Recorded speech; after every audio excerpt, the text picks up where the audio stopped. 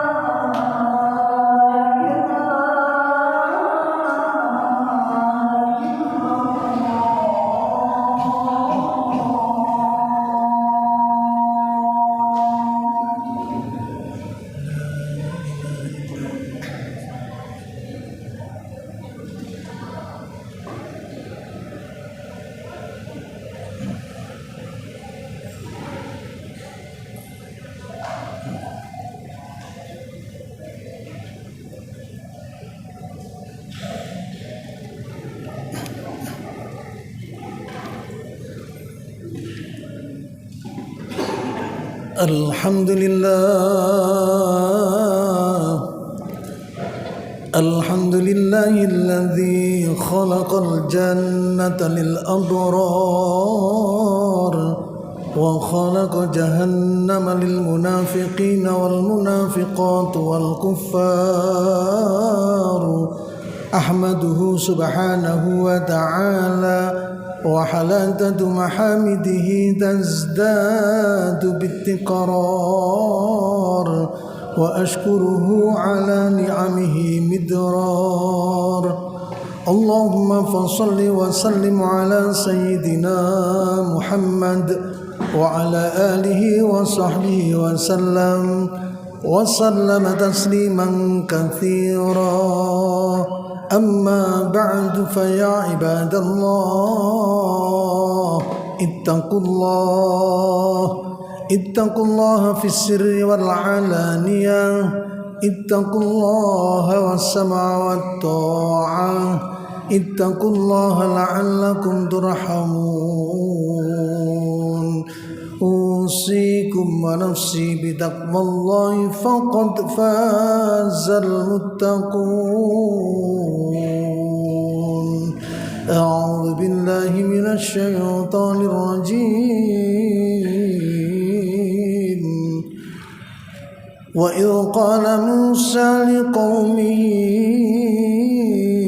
inna Allaha ya'murukum an tadhbahu baqarah qalu atattakhidhuna huzwa qala a'udzu billahi an akuna minal jahilin.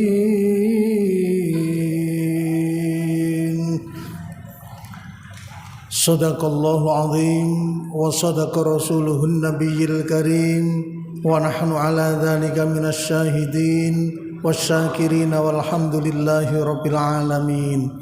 Ma'asyiral hadirin jamaah salat Jumat rahimakumullah. Alhamdulillah kita masih diberi panjang umur oleh Allah Subhanahu wa taala. Semoga dengan diberinya panjang umur oleh Allah Subhanahu wa taala, kita berharap hidup kita penuh dengan barokah, penuh dengan keberkahan dari Allah Subhanahu wa taala. Apa makna barokah? Ialah ziyadatul khair. Semakin hari semakin bertambah baik, semakin hari semakin bertambah baik, dan kita berharap di usia senja nanti wafat dalam keadaan husnul khatimah. Amin amin ya rabbal alamin. Ma'asyiral hadirin jamaah salat Jumat rahimakumullah.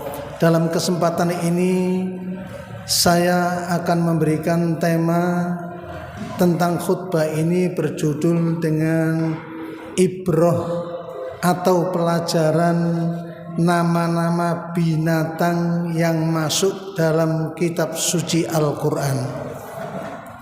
Hadirin rahimakumullah, di akhir-akhir zaman ini bagi mereka yang tidak seakidah banyak terjadi pertentangan, bahkan mereka saling ejek mengejek mencari kebenaran masing-masing. Dengan mencari kebenaran itu mereka karena tidak tahunya, sehingga mereka mengolok-olok bahkan bertanya kepada diri kita. Kita yang harus bisa menjawab, hendaklah kita beri jawaban yang benar. Katanya Al-Quran itu sebagai kitab sucinya agama Islam. Katanya Al-Quran itu sebagai pedoman hidupnya orang-orang Al-Quran. Katanya kalamullah bagi agama-agama lain yang bertanya. Tapi mengapa di dalamnya kok nama-namanya surat Quran diberi nama binatang? Namanya kok nama binatang yang masuk dalam Quran. Itu bagi orang lain yang tidak iman dan tidak faham, mereka akan mengolok-olok. Nama binatang kok masuk dalam kitab suci? Apakah ada nama yang lain? Makanya kita wajib memberikan pemahaman. Ternyata oleh Allah Subhanahu wa ta'ala Al-Quran diberi nama-nama binatang ternyata binatangnya tidak sembarang binatang asal comot dimasukkan ke Quran sebagai nama. Akan tetapi hadirin rahimakumullah, ternyata binatang-binatang itu pilihannya Allah. Karena pilihannya sehingga binatang tersebut layak untuk dijadikan pedoman dan pelajaran bagi kita semuanya sebagai makhluk hidup di dunia. Contohnya, Quran ada surat namanya surat Al-Baqarah. Surat Al-Baqarah itu bahasa Arab artinya sapi betina. Quran kok namanya surat sapi betina lagi. Apa maksudnya hadirin rahimakumullah? Dalam satu kisah bahwa Al-Baqarah tersebut nama diambil dari kisahnya Nabi Musa alaihissalam pada saat terjadi pembunuhan antara dua kaumnya Musa karena meninggal dunia, dan pada saat itu terjadi pembunuhan tidak tahu siapa yang membunuh. Mayatnya diletakkan di pertengahan persimpangan batas desa sehingga mereka saling menuduh siapa yang membunuh ini, kira-kira kelompok A ataukah kelompok B. Karena ketidaktahuannya mereka minta pertolongan Nabi Musa. Wahai Musa, katanya engkau adalah sebagai Nabiullah, tolong sampaikan ke Tuhanmu kalau bisa orang yang meninggal dunia ini dihidupkan kembali. Tolong Musa hidupkan kembali. Apa yang terjadi hadirin rahimakumullah?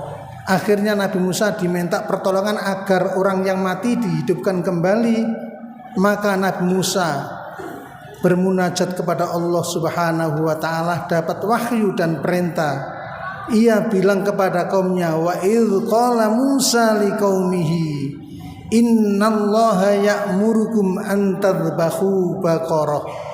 Nabi Musa berkata kepada kaumnya, kalau engkau menginginkan saya bisa menghidupkan kembali mayat yang sudah meninggal, tidak tahu siapa yang membunuh ini, maka perintahnya Allah, hendaklah saya disuruh menyembelih sapi. Akhirnya apa? Qalu atattahiduna huzwa qala a'udzu billahi an akuna minal jahilin. Kata kaumnya, Musa, kamu itu mengolok-olok kami dah. Kau anggap saya orang bodoh dah, sehingga minta tolong orang yang mati suruh hidupkan kembali, justru saya disuruh menyembelih sapi untuk menghidupkan orang. Inilah hadirin rahimakumullah. Makanya kita semuanya tahu berkorban kemarin tidak semata-mata korban yang kita korbankan sapi untuk Allah, bukan daging dan darah, balung serta isi semuanya jeroan yang ada di sapi, tidak. Tapi semata-mata perintah Allah sebagai tawasul, jalan perantara untuk mendekatkan diri kepada Allah dengan jalan menyembelih binatang. Binatang tersebut hadirin akhirnya disembelih oleh Nabi Musa.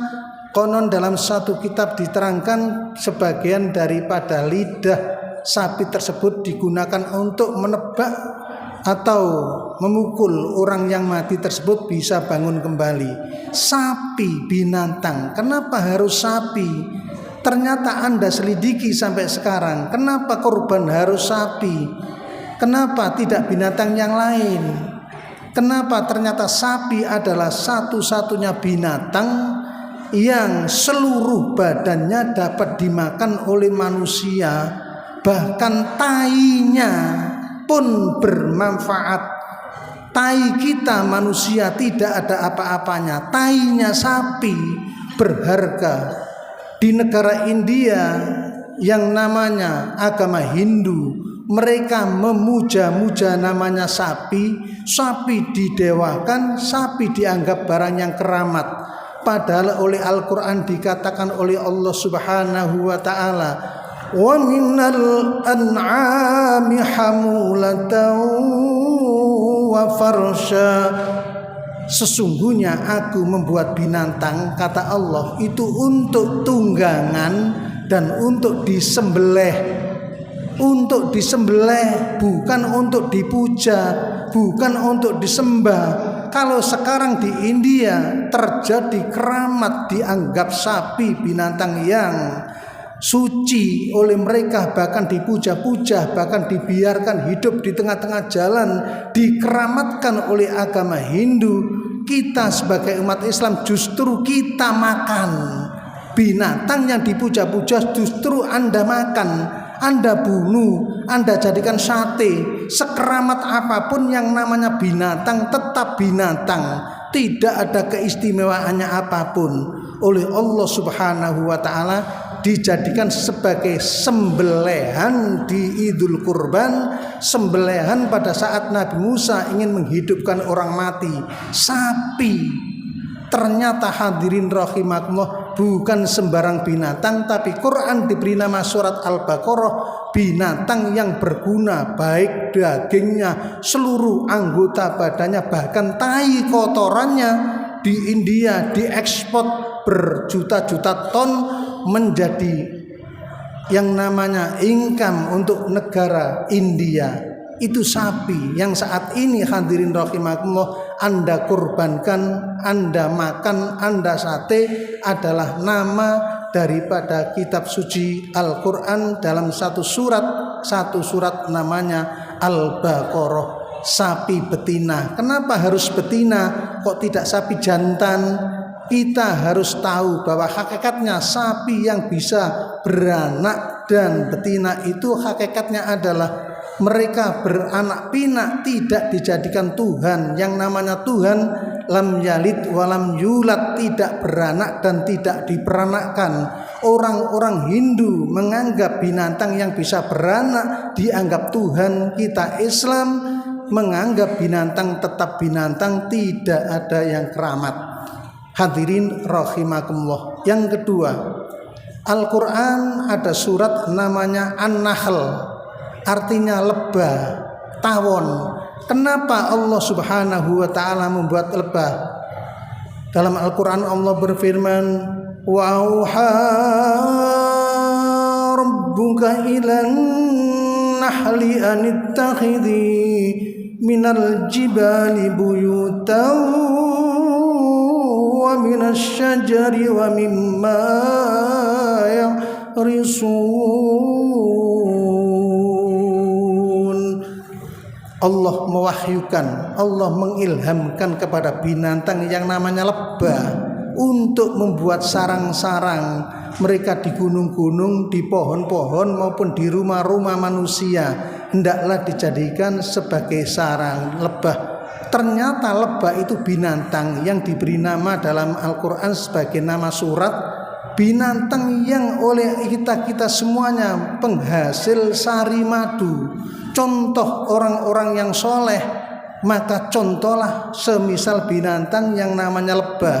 Makanannya baik-baik, perbuatannya tidak pernah merusak antara satu dengan yang lainnya, selalu menjadi yaitu bahan obat sari-sarinya. Hasil yang mereka dapatkan adalah sari-sari madu. Sampai ada gulali yang martu merah, ketika ia dijuruhkan kepada makanan mati, tidak ada orang yang menghina. Kenapa barang mati kau berikan ke saya, kau juruhkan ke makanan saya? Tidak ada yang protes begitu, karena menganggap binatang yang namanya lebah adalah binatang bersih, walaupun sudah berbentuk mayat dan berbentuk batang. Hadirin rahimakumullah, tidak ada yang jijik dengan binatang tersebut. Makanya dibuat Allah Subhanahu wa ta'ala nama dari Quran, dari surat Al-Quran, yaitu binatang lebah. Kemudian yang ketiga ada surat lagi namanya An-Naml, surat semut. Hatta idza atau ala wadin naml qalat namlah ya ayyuhan nablu dukhulu masakinakum. Hai semut-semut, ketika berada di lembah semut, maka semut tersebut ada pasukannya Nabi Sulaiman sedang bergerak. Mereka diperintahkan oleh pimpinannya semut, hei semut-semut semuanya masuklah engkau ke lubang anda masing-masing supaya tidak terinjak oleh pasukan-pasukan Sulaiman. Semut sampai sekarang orang-orang tidak ada yang jijik dengan namanya semut. Walaupun masjid diliwati semut, tidak ada yang ngepel karena diinjak-injak semut. Walaupun ada gula yang diinjak-injak semut, mungkin ia dikencingi, kita tidak tahu yang namanya semut, tidak ada yang dibuang. Ternyata mereka membersihkan dan memberitahu, ternyata bersih semut tersebut, tidak menjijikkan. Sampai sekarang orang-orang tidak gentar dengan namanya semut, tidak jijik dengan namanya semut. Makanya oleh Allah Subhanahu wa ta'ala dijadikan sebagai nama surat Al-Quran, namanya surat semut. An-Naml artinya semut. Hadirin rahimakumullah, ternyata binatang sapi badannya sampai tainya berguna, namanya lebah, badannya sampai tainya juga berguna. Semut sampai segalanya juga berguna. Yang terakhir ada binatang namanya Al-Ankabut, laba-laba. Binatang satu-satunya yang dibuat nama oleh Allah sebagai nama surat adalah binatang Al-Kabut. Inna auhanal buyuti labaitul ankabut law kanu ya'lamun. Kalau kamu semuanya tahu, bila ingin hidup menjadi orang berlindung, berlindunglah kepada Allah. Siapa yang berlindung di selain Allah, oleh Allah diibaratkan bagaikan orang-orang yang membuat rumah seperti rumahnya laba-laba. Al-Ankabut, laba-laba, satu-satunya binatang yang pernah menyelamatkan Rasulullah pada saat ia dikejar orang-orang kafir. Begitu ia masuk ke Gua Sur, maka lubangnya dihinggapi laba-laba dan dibuat sarang di sana, sehingga orang kafir gentar. Karena gentar tidak menyangka di dalamnya ada Muhammad, ternyata binatang tersebutlah yang dijadikan oleh Allah sebagai nama binatang yang bersejarah pada saat itu. Ternyata binatang tersebut setelah diselidiki oleh dunia, kekuatan jaring laba-laba itu, hadirin rahimakumullah, mempunyai kekuatan yang mengalahkan baja. Karena sangat kuatnya penyelidikan ilmiah, ternyata jaring laba-laba itu punya kekuatan yang kuat melebihi kekuatan baja. Ini yang hadirin harus paham dan mengerti. Ternyata pelajaran yang ada dalam Al-Quran yang oleh Allah Subhanahu wa ta'ala dengan gunakan nama binatang, yang namanya sapi, yang namanya lebah, yang namanya semut, yang namanya laba-laba, semuanya adalah binatang dipilih oleh Allah Subhanahu wa ta'ala, tidak sembarang binatang. Bahkan yang laba-laba itu matinya mereka kering sampai ia kering, mengeringkan diri sehingga jika mati maka ia dalam keadaan utuh kering. Jika Anda semuanya menginginkan agar utuh, maka berpuasalah semisal puasanya laba-laba yang punya kekuatan mengeringkan diri sehingga ia mematikan diri. Disitulah ia pasrah diri pada Allah Subhanahu wa ta'ala. Hadirin rahimakumullah, lewat pelajaran ini Anda jawab jika nanti agama lain menanyakan kenapa namanya binatang-binatang kok dimasukkan dalam Al-Quran, katanya kitab suci, Anda jelaskan ternyata binatang tidak sembarang binatang yang dimasukkan oleh Allah sebagai nama surat dalam Al-Quran, tapi binatang pilihan. Semoga Allah Subhanahu wa ta'ala memberikan pelajaran bagi kita semuanya dan bisa menjawab agama Islam di akhir zaman ini dalam menghadapi tantangan-tantangan agama lain. Amin amin ya rabbal alamin. Barakallahu li wa lakum fil Qur'anil azim wa nafa'ani wa iyyakum bitilawatahu innahu was-sami'ul alim. Wa qur rabbighfir warham wa anta khairur rahimin.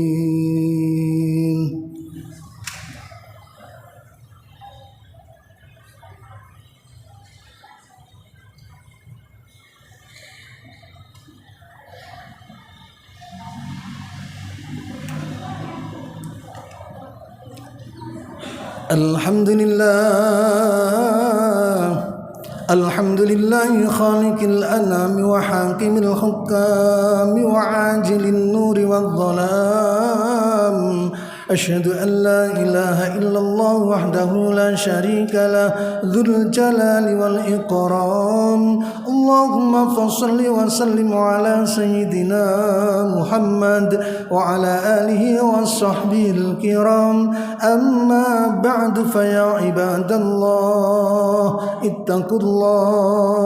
اتقوا الله تعالى فيما أمر وانتهوا عما نهى عنه وحذر فقال ولم يزل قائلا عليما إن الله وملائكته يصلون على النبي يا أيها الذين آمنوا صلوا عليه وسلموا تسليما اللهم اغفر للمسلمين والمسلمات والمؤمنين والمؤمنات الأحياء منهم والأموات وغافر الذنوب والخطيئات اللهم عافنا من كل بلاء الدنيا وعذاب الآخرة وشر الدنيا وشر الآخرة غفر الله لنا ولكم برحمتك يا أرحم الراحمين ربنا آتنا في الدنيا حسنة وفي الآخرة حسنة وقنا عذاب النار